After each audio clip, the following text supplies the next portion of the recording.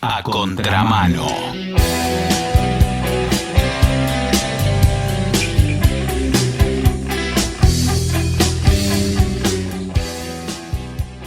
Nos vamos a dar un gran gusto.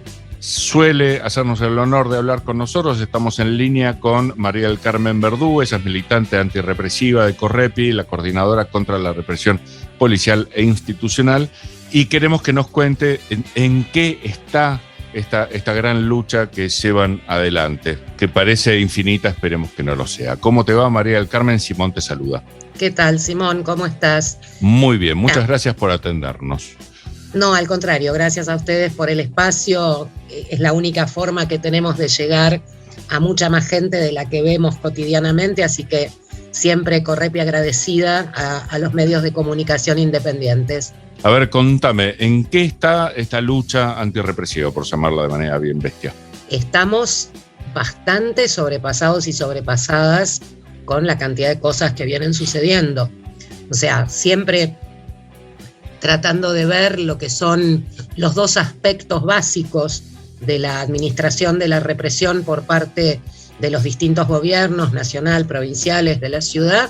Por un lado tenemos la cosa cotidiana, el día a día en los barrios, con el hostigamiento, el gatillo fácil, las detenciones arbitrarias, las muertes y torturas en lugares de detención, que es la parte más invisibilizada y silenciada por parte de los grandes medios, por parte de la clase que no la padece, y por el otro lado naturalizada al interior de la propia clase que resulta víctima. En ese sentido venimos con un sostenimiento muy importante, parejo casi con el año anterior, en materia tanto de muertes por gatillo fácil como de muertes en lugares de detención, femicidios de uniforme y las demás modalidades con menos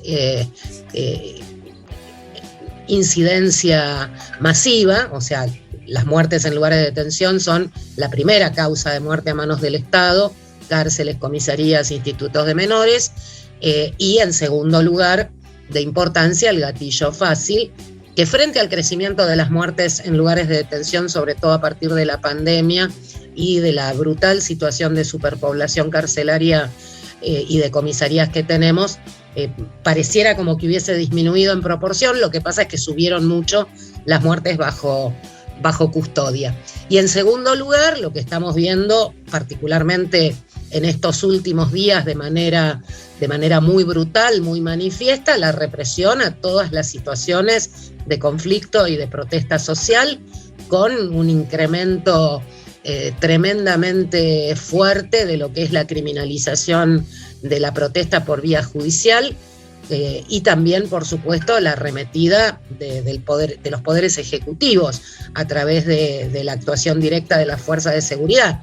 Valgan como ejemplo la situación actual de estudiantes y sus familias en el marco de las protestas que se están llevando adelante en las escuelas de la ciudad de Buenos Aires, y la situación de trabajadores del SUTNA, de la industria del neumático, que también están recibiendo una andanada de ataques, no solamente judiciales, que en ese caso lo logramos frenar, se archivó la causa que había iniciado por denuncia el Ministerio de Trabajo contra el secretario general Alejandro Crespo y el conjunto de la dirección del sindicato, pero lo vemos al propio ministro de Economía actuando en defensa de los intereses de las empresas, amenazando con abrir la importación para quebrar el conflicto, etc.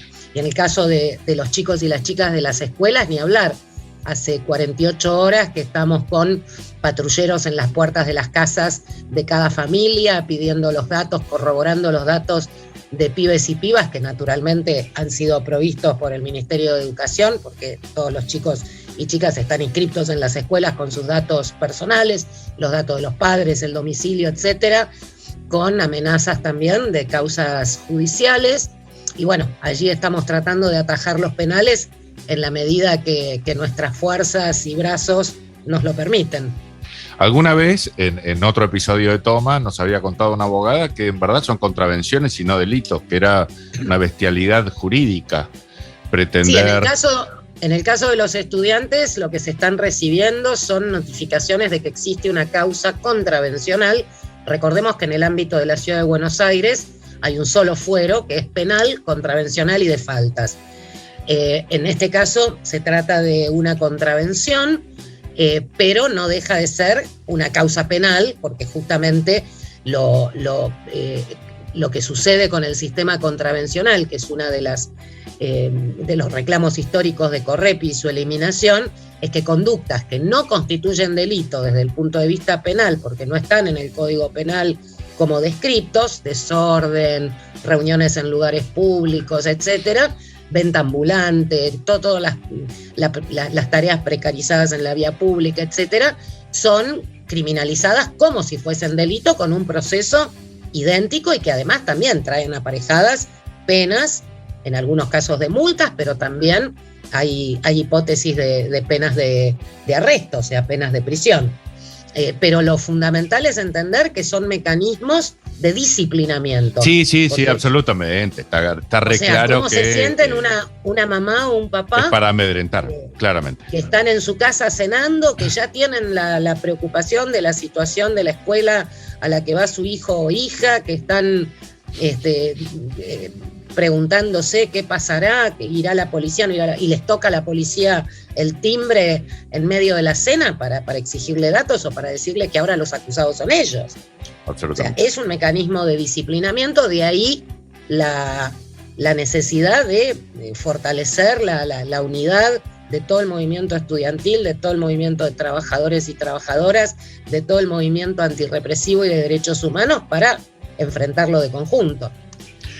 Absolutamente. Vos estábamos escuchando, son muchas las veces que saliste al aire con nosotros, por suerte, es mucha la información que vos das, estábamos repasando como para hacer un seguimiento de temas que nos parecen trascendentes y parece que ustedes también. La agenda urgente antirrepresiva de Correpi, ¿en qué punto está? Vos en alguna entrevista la marcabas como una de las cuestiones más álgidas.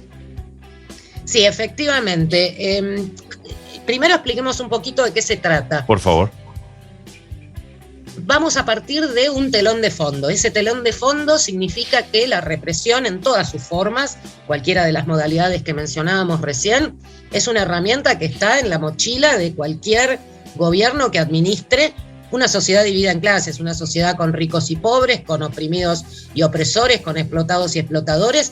Requiere, en un punto que va a variar en su aplicación en mayor o menor medida, por un lado de las características del gobierno de que se trate, porque un gobierno que se quiere jugar de democrático, republicano, transparente, defensor de los derechos humanos, va a tratar de apostar más a cooptar consenso que a reprimir directamente.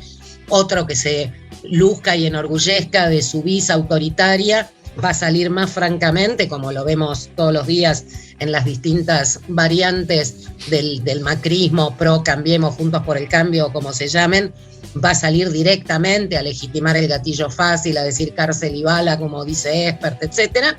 Pero lo cierto es que la represión siempre está.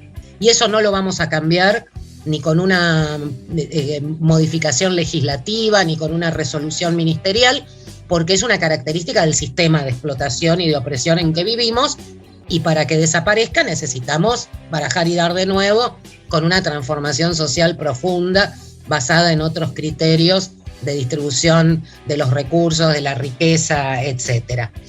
Ahora, con ese telón de fondo, lo cierto es que hay algunas medidas concretas y eficaces que se podrían tomar aquí y ahora para poder al menos reducir la letalidad de las fuerzas de seguridad frente a la ciudadanía indefensa, desarmada. Por ejemplo, el 66% de los casos de gatillo fácil, de los fusilamientos por policías, gendarmes, prefectos en la vía pública, cuyas víctimas son en enorme, abrumadora mayoría jóvenes de 14 a 25 años, ocurren con el funcionario fuera de servicio pero usando el arma reglamentaria. Por eso el punto 1 de nuestro reclamo en esta agenda urgente antirrepresiva es que se prohíba el uso del arma reglamentaria cuando el policía, gendarme, prefecto, etcétera, está fuera de servicio. Solo con esa medida bajaríamos a más de la mitad la cantidad total de fusilamientos en la calle. Y hay un dato de la realidad que nos da la razón.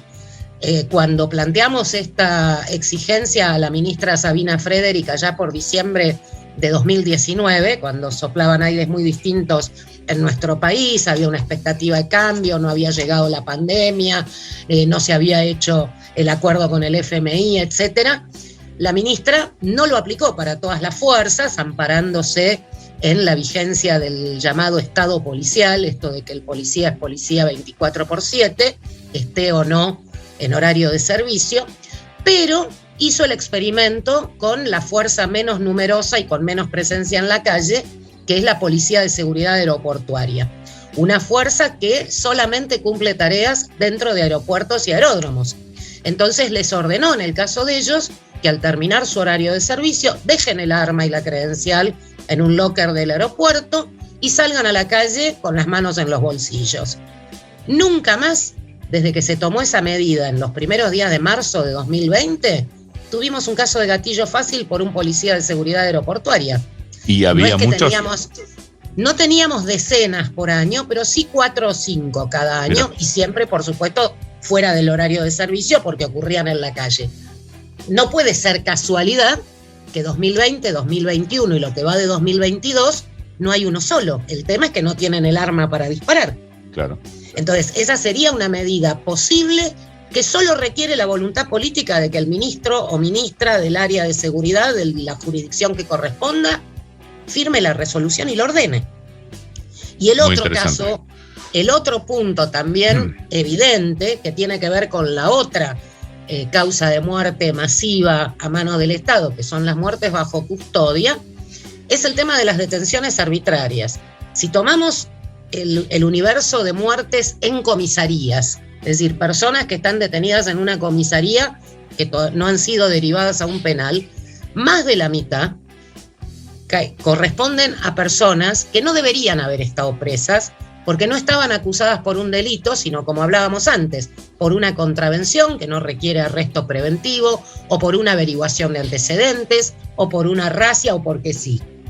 Entonces, si se cumpliese la sentencia de la Corte Interamericana en el caso Bulacio, que acaba de cumplir 19 años el 18 de septiembre, que exigió al Estado argentino, condenó al Estado argentino a eliminar todo ese sistema de averiguación de antecedentes, detención para identificar, arrestos preventivos en materia contravencional, etcétera, tendríamos la mitad de muertes en comisaría.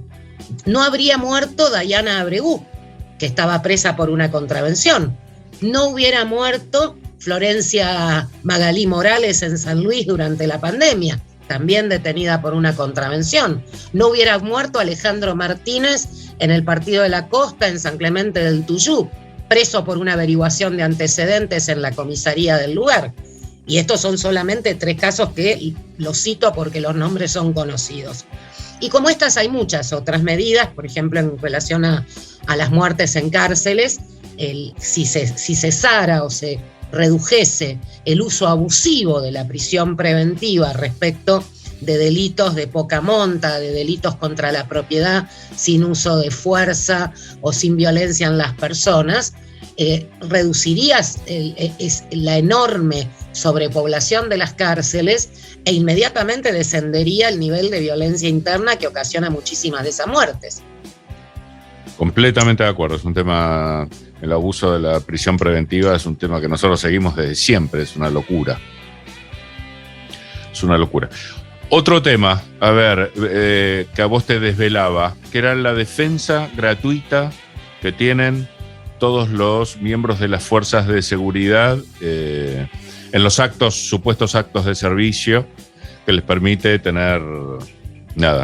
acceder a derechos que no tienen los ciudadanos y ciudadanas corrientes. Mirá, acabamos de tener la semana pasada un juicio oral en los tribunales de Lomas de Zamora, donde de un lado estaba Blanca Duarte, mamá de Leandro, pibe de 18 años, fusilado por la espalda, 2 disparos con el arma reglamentaria por el policía federal Néstor Enríquez. El hecho ocurrió en Lanús, obviamente el policía fuera de servicio, pero con el arma reglamentaria. Y del otro lado había no uno, sino 7 abogados y abogadas del Ministerio de Seguridad de la Nación ejerciendo la defensa de Enríquez. Y Blanca Duarte, la mamá de Leandro, pudo tener representación propia y estar como parte en el juicio a la par de la Fiscalía y tener su propia voz a través del patrocinio, porque existe Correpi que asumimos esa representación siempre que se trata de lugares en los que estamos y tenemos disponibilidad de compañeros o compañeras con matrícula, porque de otra manera tendría que haber gastado una fortuna que no tiene para poder acceder a una representación procesal particular. Los honorarios de los abogados son lo más importante, pero vos contabas que ya de impuestos, nada más para establecer una defensa, tiene que poner plata. Son 2 temas que se vinculan. Por un lado, exigimos la prohibición de que los ministerios de seguridad de nación, de provincia y de ciudad, porque en todos lados funciona igual, provean esa defensa institucional especializada, de primera línea, gratuita, cuando el preso o la presa comunes tienen que recurrir o al defensor oficial o pagarse su defensa. Cualquier persona involucrada en una causa penal sabe que tiene ese dilema. O me conformo con el defensor oficial o tengo que hipotecar lo que no tengo para pagar una defensa penal. Bueno, si sos policía, gendarme, prefecto, eso no te pasa porque el Ministerio de Seguridad te provee abogados penalistas especializados que se dedican en exclusiva y en equipo, porque te insisto, eran 7, y con trayectorias y con capacidades bien específicas para la defensa. Por el otro lado, está el punto de la exigencia de gratuidad del acceso a la justicia. Y te doy un dato concreto. En este momento me está escribiendo por WhatsApp Susana Ramírez, que es la mamá de Jonathan Chávez, un chico de 29 años que fue fusilado por un policía hace escasos días en San Miguel, provincia de Buenos Aires. Recién hemos tomado contacto con la familia y estamos haciendo la presentación como particular damnificada de Susana en la causa. ¿Sabés cuánto tenemos que pagar de impuestos, tasa de justicia sobre tasa, bono, ius previsional, para que esta compañera pueda presentarse con firma de una abogada para ver la causa por la muerte de su hijo? 7.280 pesos. Sí, clarísimo. Y hay provincias en las que es más caro todavía que en la provincia de Buenos Aires, Santa Fe, por ejemplo. Entonces, ojo, esos abogados institucionales del Ministerio de Seguridad ni siquiera pagan esos gastos porque son funcionarios públicos, están exentos. Ah, ok, bien. ¿Entendés? Sí. Y no hablemos de otros gastos. Por ejemplo, ahora está un poquitito más resuelto el tema con la fortuna de que en algunos casos las causas penales están digitalizadas, entonces podés ir con un pendrive, copiarlas o te las mandan, tenés acceso al sistema electrónico, pero no todo se digitaliza y muchas veces necesitas trabajar sobre el papel y sacar fotocopias. Más allá del costo de la fotocopia, como cualquier kiosco te cobra, en la provincia de Buenos Aires tenés que pagar una tasa de justicia por carilla. Mira. Con lo cual sacar fotocopias de un expediente que nunca va a tener menos de 400 fojas, porque cada cuerpo son 200 fojas, y te cobran por carilla, ni siquiera por hoja, y ya de entrada ahí te tiraste 2.000, 4.000 pesos. Totalmente. Para poder acceder al expediente. Bueno, esas son las medidas que están incluidas en esta agenda antirrepresiva que, insisto, no van a modificar el sistema de raíz, pero nos facilitarían un poco la vida a todos y todas. Absolutamente, absolutamente. Bueno, ¿querés rescatar algo que no haya salido en esta charla? No, simplemente reiterar el agradecimiento y bueno, seguimos en contacto. Perfecto, ha sido un gran placer. Charlaremos en el futuro, sin dudas. Te mandamos un gran abrazo. Besote, chao.